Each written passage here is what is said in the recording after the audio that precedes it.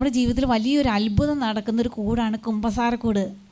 കുമ്പസാരത്തിലോട്ട് നമ്മൾ പോകുമ്പോൾ നമ്മളൊരു പക്ഷേ ചിലപ്പോൾ അറിയുന്ന ഒരു അച്ഛനായതുകൊണ്ട് പാപം പറയാതിരുന്നിട്ടുണ്ടാകും. അറിയാത്തൊരു അച്ഛൻ വരുന്നവരെ ചില പാപങ്ങൾ നമ്മൾ ഒളിച്ച് മാറ്റിയൊക്കെ വെച്ചിട്ടുണ്ടാകും.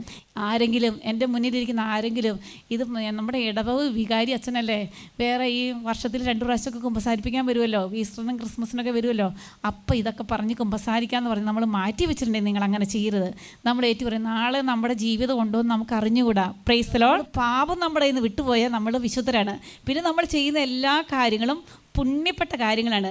നമ്മുടെ പൗസ്റ്റീനയുടെ ഡയറി കുറിപ്പിൽ ഇങ്ങനെ പറയുന്നുണ്ട്, കുമ്പസാര കൂടിനെ നമ്മൾ അണയുമ്പോൾ കരുണയുടെ സിംഹാസനത്തിലേക്കാണ് നമ്മൾ സമീപിക്കുന്നത്.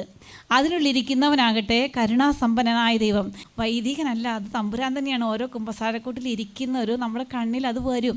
ഒരു പക്ഷേ നിങ്ങൾക്ക് ഇന്ന് വന്നിട്ടുണ്ടാവില്ല, നാളെ മുതൽ നിങ്ങൾ കുമ്പസാരിച്ച് നോക്കുമ്പോൾ നിങ്ങൾക്ക് ഈ മുന്നിൽ കുമ്പസാരക്കൂട്ടിലിരിക്കുന്ന ആൾ ആരാന്ന് നിങ്ങൾക്ക് മനസ്സിലാകും. Praise the Lord.